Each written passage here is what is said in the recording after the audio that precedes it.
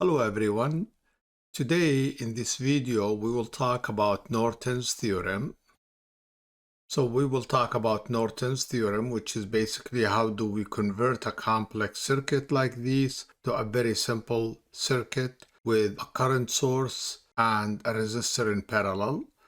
Then we will talk about Norton's theorem with dependent source. So if there is a dependent source in the circuit, we will modify the theorem a little bit. And then we will talk about Wheatstone Bridge to determine the resistance of an object. So Norton's theorem states that a linear two-terminal circuit can be replaced by an equivalent circuit of a current source IN and a resistor in parallel Rn. So this object will get the same current and power from this circuit as it will get from this big network. Now, how do we find IN? I remove the load and connect a short circuit across terminal A and B and find the I short circuit, and that will be Norton's current IN. And to find Rn, I remove our load and turn off all independent sources. Current source, we turn it off by replacing it by its internal resistance, which is open, so no current flow. And voltage source is turned off by replacing it by its ideal internal resistor, which is short circuit. So then the voltage will be zero across short circuit. If there is a dependent source, we leave it as it is. We cannot replace it since we don't know what's its internal resistance. So let's take an example. Using Norton's theorem, find the equivalent circuit to the left of the terminal A and B. And after that, find I. So the first step to find R Norton, I remove the resistor, the load, and replace current source by open circuit and voltage source by short circuit, and the circuit will look like this.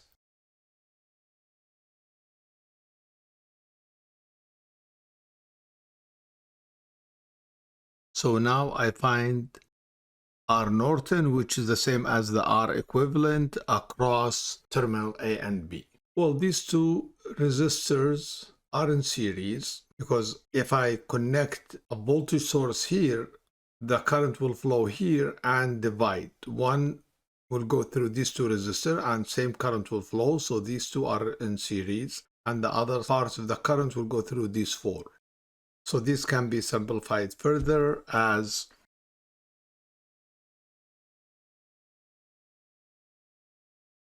so now these 12 and 4 are in parallel.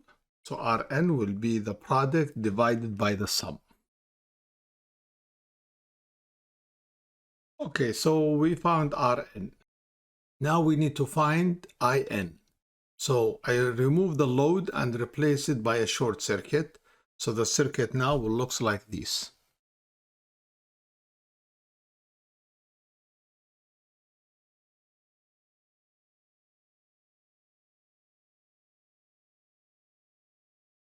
Okay, now we need to find this short circuit, and that will be Norton's current source. Well, since this short circuit in parallel with this resistor, that means the voltage across the resistor is zero. That means there is no current flowing. And basically this is true because if there is a current coming here and it has two paths, one is no resistance and one with resistor, all of it will go here. Nothing will go here. So since this voltage will be zero, I can ignore it and I can delete it. So now I need to solve this problem. The easiest way is using nodal analysis. Basically, I find the voltage in this node, and if I know the voltage in this node, I can find IN easily. It will be this voltage divided by 6. So let's use nodal analysis and label these V1. For nodal analysis, I have to determine the current going in and outside the node. So I will call these the 2 ampere, and I will call a current here I1, and this will be the IN. So KCL at node V1 will be I1, and the 2 ampere is going in, so that's positive. IN is leaving, that's negative, and the sum must equal 0. Now I express I1 in terms of the voltage and the node, and the same thing for IN. 2 is already 2 ampere. Let's assign ground here. So I1, since it's going this way, it will be 12 volt minus V1 divided by 6. I2, since it's going this way, it will be V1 minus the voltage here, which is ground, 0. So it will be V1 minus 0 divided by 6. And this must equal 0. So I'm going to multiply everything by 6 to get rid of the denominator. And I can simplify this further. So I found V1 to be 12 volt. Now IN will be just V1 divided by 6.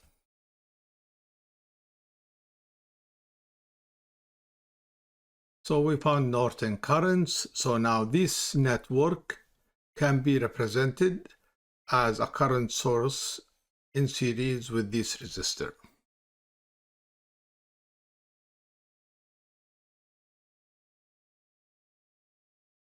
So this is Norton circuit that is equivalent to this network.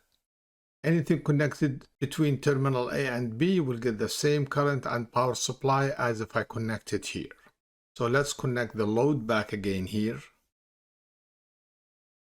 So now I can find the current in this network much easier than finding the current here after I convert it to Norton circuit. So I can use the current divider rule to find I. And current divider rule basically says if you have two resistors connected in parallel with a current source, then the current here is the main current times the value of the other resistor divided by the sum. So I will be the main current times this resistor divided by the sum.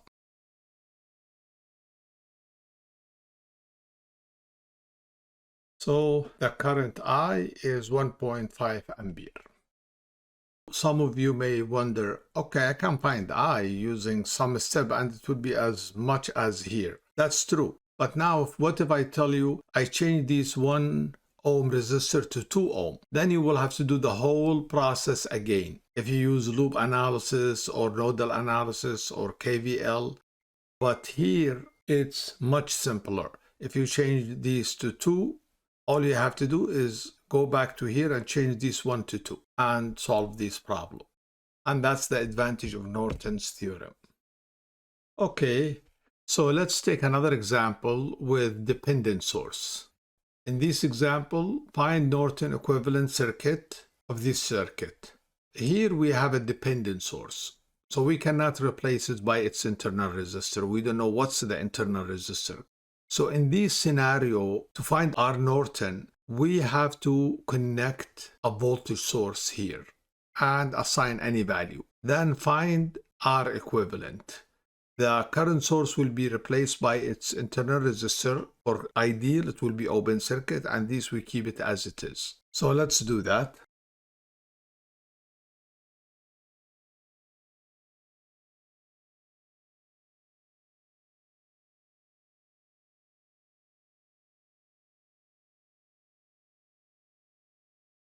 So we kept this controlled dependent voltage source and we connected a voltage. I can assign this voltage any value, 10 volt, 5 volt. And now to find R Norton or R equivalent of this network across terminal A and B, it will be Vs divided by Is.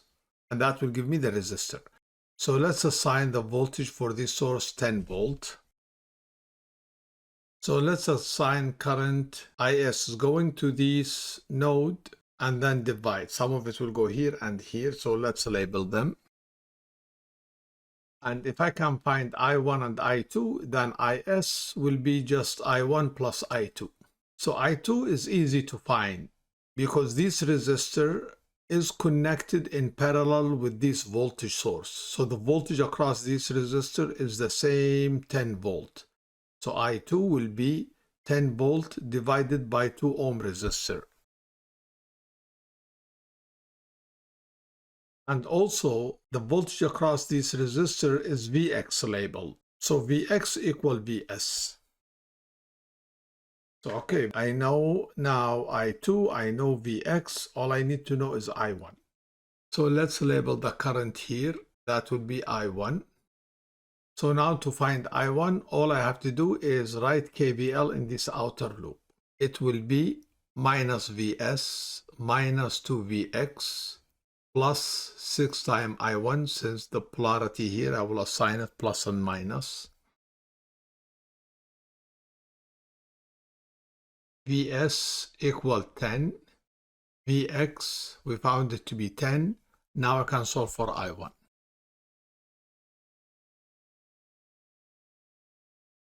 Okay, so I know I1, I know I2.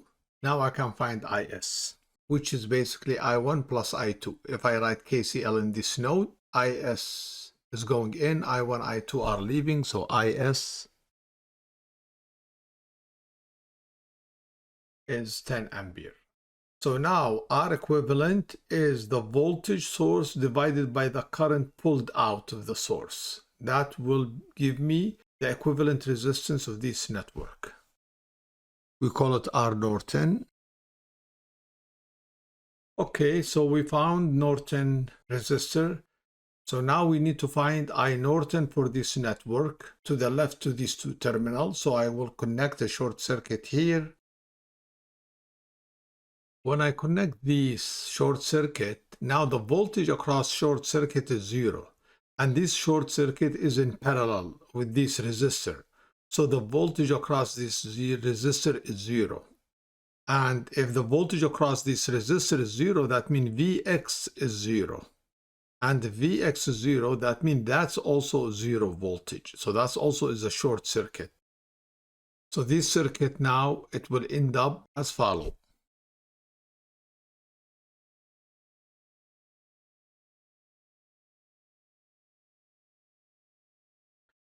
Now I have to find IN. The current source here, 10 ampere, will flow here and come to this node. It has two paths. One path has a resistor 6 ohm, other path 0 resistor. So all of it will go through here and nothing will go through here. So IN equal the 10 ampere. And the circuit will look like this.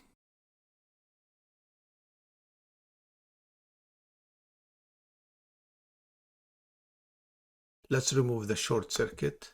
So that's Norton circuit is equivalent to this circuit exactly. If I connect a load here or here, it will get the same current, the same power.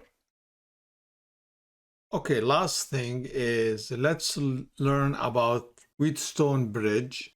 This circuit used to measure the resistance of any object. It could be a metal. If you have a metal here and there is a force pulling it, it will change dimension. It may look like this, get longer and thinner. So the resistance here will change. So that's R1. Now R2 will change. How do we measure this resistor without changing the mechanism of pulling this one? So they use Wheatstone Bridge. Basically, it looks something like this. There is a voltage source and there is a galvanometer here to measure the current. So how it works, you connect the object you want to measure its resistor here. And you have a variable resistor here. And the fixed resistor R1 and R2, you can assign them anything. A voltage source at RS. Now you change the resistance of the variable resistor until there is no more current flowing here. When there is no more current flowing here, it's easier now to calculate Rx in terms of R1, R2, and RV. So that's how it works. So let's derive what's Rx equal in terms of R1, R2, and RV. So let's delete these. And let's label these nodes. And let's assign current in these branches. Now, if we change the variable resistor to a specific value such that no more current flowing here, zero current flowing here, that means the voltage at this node is the same voltage as this node.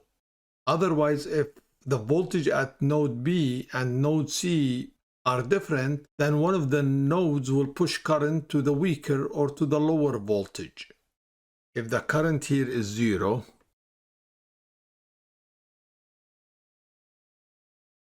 so if this current is zero, then VB equal VC. So now I1 will equal VA minus VB divided by the resistor. I2 equal the voltage across the resistor divided by R2. So it's VA minus VC divided by R2. I can rewrite these currents as follow.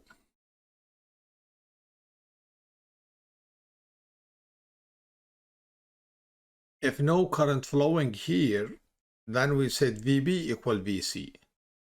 So if VB equal VC, then this quantity exactly the same as this quantity. So that means I1 R1 equal I2 R2. And from here, I1 over I2 equal R2 over R1. Okay, so we find the relationship between these two current. Again, just a reminder, all I am trying to find is what is Rx in terms of R1, R2, and RV. So far we found the relationship between R2 and R1. Now let's look here. If Ig is 0, no current flowing here, then this I1 here will be exactly the same current flowing through RV. So this is exactly then I1. Same thing here. If no current flowing here, then I2 will be exactly the same current flowing through the load or Rx. What is I1? Since the current flowing this way, it's the voltage across RV, which is VB minus VD divided by RV. So I1. Now I2 will be the voltage across this node minus the voltage here. So it will be VC minus VD divided by the resistor Rx. So now let's rewrite this as follow.